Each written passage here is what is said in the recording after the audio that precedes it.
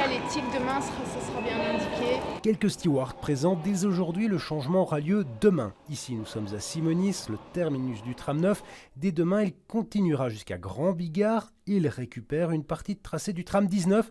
Évidemment c'est une bonne nouvelle pour ces navetteurs. C'est bien, je trouve ça très bien. Je me disais encore en montant, je dis tiens, un jour le 9 va sûrement aller à Grand Bigard. Et c'est fait, je vois.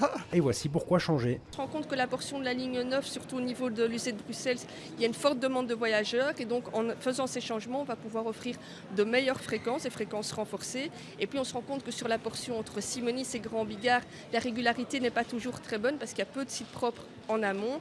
La ligne 9, il y a beaucoup de sites propres et donc ça permettra d'avoir une meilleure régularité entre Simonis et Grand Bigard. Un échange de terminus, un tram 9 rallongé, un tram 19 raccourci, faut pas se tromper. Le 9 devient le 19, le 19 devient le 9.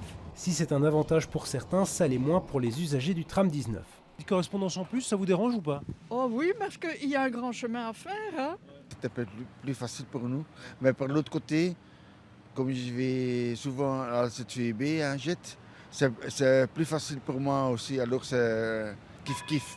Reste évidemment à avoir le temps entre les deux nouvelles correspondances. On essaye d'avoir les correspondances les plus rapides possibles. Après, on est toujours soumis parfois aux aléas de la circulation pour peu que le tram soit bloqué ou autre. Mais l'objectif, c'est ça, c'est d'offrir les meilleures correspondances possibles. Autre changement, le tram 62 est aussi prolongé jusqu'au Ezel. Des modifications qui seront d'ailleurs intégrées dès demain dans les différentes applications GPS.